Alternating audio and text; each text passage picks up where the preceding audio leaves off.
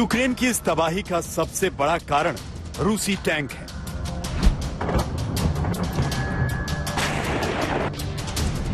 यूक्रेनी शहरों के टूटे फूटे मकानों की वजह ये रूसी टैंक ही थे।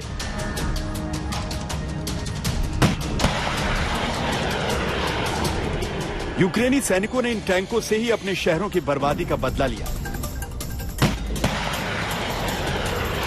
यूक्रेन के बदलापुर का सबसे बड़ा हथियार साबित हुई जेवलिन मिसाइल।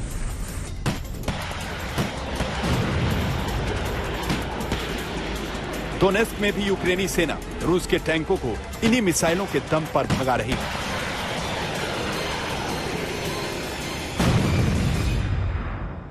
हम यहाँ येलेनावका में हैं, जो एक बेस कैंप होता था, और अगर आप पीछे देखें अभी यूक्रेनियन अटैक, बहुत बड़ा शेलिंग हुआ यहाँ पर, जिससे ये कैंप बिल्कुल तहस नहस हो गया।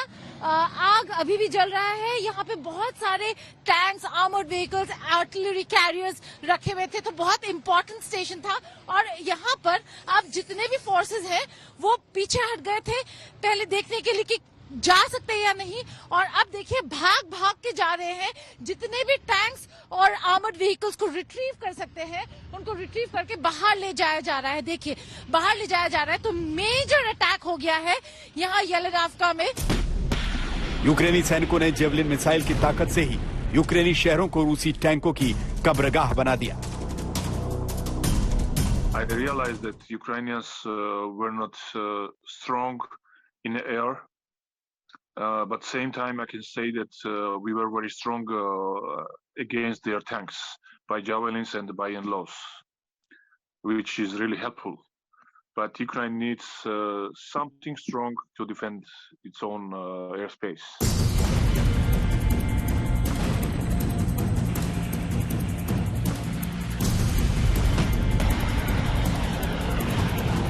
रूस के टैंक शहरों में घुस तो गए लेकिन वापस नहीं लौट पाए। यूक्रेनी सैनिकों ने जेवलिन मिसाइल हमले का ऐसा चक्रव्यूह रचा कि यही टैंक रूसी सैनिकों की कब्रगाह बन गए।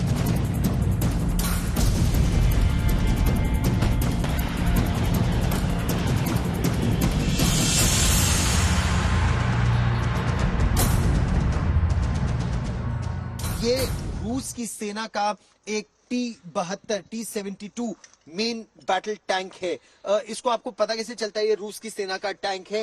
रूस की सेना के ज्यादातर गाड़ियों में ये V का साइन, V या Z2 साइन उनकी गाड़ियों में अधिकतर रहे हैं। ये T-72 या T-72 मेन बैटल टैंक भारतीय सेना भी इसका इस्तेमाल करती है, और ये उसकी मेन गन 125 मिलीमीटर की उसकी मेन जो तोप है, जो गन है, उस टैंक की ये ध्वस्त होकर अलग गिरी हुई है। और ये दिखाता है कि कितना भीषण इस टैंक पर आक्रमण रहा इरपिन और बूचा के इस इलाके में। ये वी का साइन आप एक तरफ और भी देख सकते हैं, और ये टैंक का कुछ और सामान रूस की सेना का यहाँ पर। इस टैंक को ध्वस्त करने के लिए यूक्रेन की सेना के अधिकारियों के मुताबिक एक एंटी टैंक गाइडेड मिसाइल का इस्तेमाल किया गया था, और बिल्कुल अचूक उस जावलिन ATGM का निशाना था जिसने इस टैंक को निशाना बनाया। और इस तरह के कई टैंक इस सड़क पर जो बूचा के रास्ते पर है, ऐसे कई टैंक ध्वस्त हुए हैं। दोनों ही देशों के टैंक काफी ध्वस्त हुए हैं। उसमें रूस की सेना के अधिकतर T-72 टैंक T-72s हैं, और यूक्रेन की सेना के T-64 अपग्रेडेड टैंक्स हैं। भीषण टैंक बैटल्स भी हुई है इस क्षेत्र में, और एंटी टैंक गाइडेड मिसाइल्स का इस्तेमाल भी काफी हुआ है। लेकिन अब बड़ी संख्या में यूक्रेन की सेना ने इस पूरे एरिया में अपना पूरा कंट्रोल कर लिया है, और रूस की सेना खासा पीछे हटी है।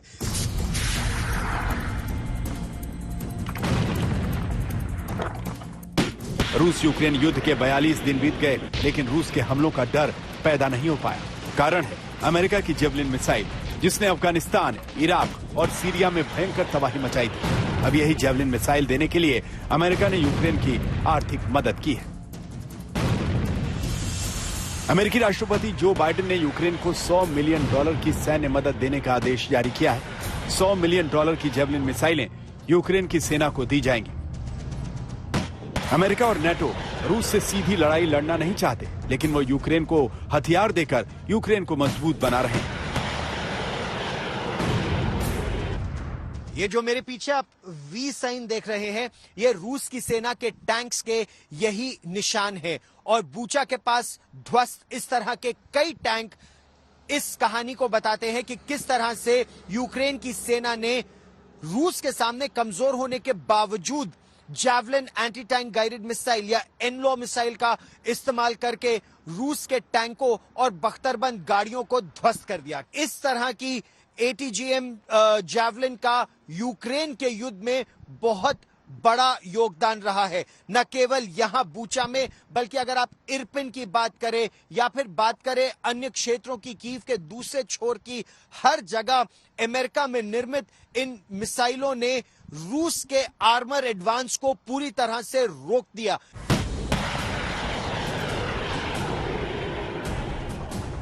जेवलिन मिसाइल की सबसे बड़ी खासियत यह है कि यह टारगेट का पीछा करके उसका खात्मा करती है। इसकी यही खासियत इसे जमीनी लड़ाई में सबसे असरदार बनाती है।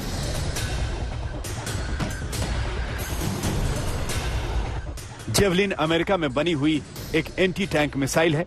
यह मिसाइल वजन में हल्की होने की वजह से कंधे पर रखकर चलाई जाती है। इसके मिसाइल लॉन्चर का वजन 11 से लेकर 24 किलोग्राम तक होता है। इस लॉन्चर में डे नाइट विजन भी होता है। मिसाइल की लंबाई 108.1 सेंटीमीटर होती है। ये 14 सेकंड में 2000 मीटर दूर टारगेट को भेज सकती है। ये मिसाइल अपने टारगेट को नष्ट करने के लिए इंफ्रारेड तकनीक का इस्तेमाल करती है। इस मिसाइल से दो तरह से फायर किए जाते हैं, एक ऊपर की दिशा में और दूसरा सीधी दिशा में। जेवलिन मिसाइलों से दो तरह के हमले किए जाते हैं। पहला है किसी ड्रोन या कम ऊंचाई वाले लड़ाकू विमान को मार गिराने के लिए, और दूसरा है जमीनी लड़ाई में टैंक या बख्तरबंद गाड़ियों पर सीधा निशाना लगाकर। बूचा के पास रूस की सेना का एक ध्वस्त हुआ T-72 T-72 टैंक, उसकी तोप अलग आके गिरी हुई है यहां पर, और टैंक जल के राख हो गया है यहां पर। निशाना javelin anti tank guided missile का। और इस युद्ध में इस एंटी टैंक गाइडेड मिसाइल की बहुत अहम भूमिका रही है। यह लगभग 2 से 3 किलोमीटर दूर से ही एक टैंक को ध्वस्त कर सकती है अपने अचूक वार से। फायर एंड फॉरगेट सिस्टम पर जैवलिन ATGM काम करती है। हालांकि अमेरिकी सेना में यह 1996 से है, लेकिन चाहे इराक की बात करें या अफगानिस्तान की, बहुत अहम भूमिका रही है जैवलिन ATGMs की, एंटी टैंक गाइडेड मिसाइल्स की, किसी भी दुश्मन के टैंक या बख्तरबंद गाड़ी को ध्वस्त करने में। फायर एंड फॉरगेट सिस्टम, यानी जो फायर करता है वो एक बार जब इसको फायर कर दे तो उसके बाद भूल सकता है, ये अचूक वार करेगी। दो तरह से ये वार करती है, और वो फायरर को ध्यान रखना होता है, ऊपर से वार करे या साइड से वार करे। जो ऊपर से वार होता है वो बिल्कुल अचूक होता है।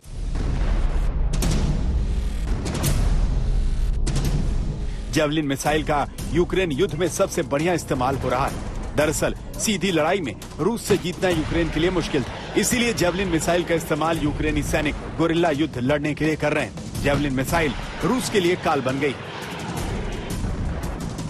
रूसी टैंकों का लंबा चौड़ा काफिला जेवलिन के हमलों से सामूहिक कब्रगाह बन गया है, और इसका तोड़ रूस के पास भी नहीं।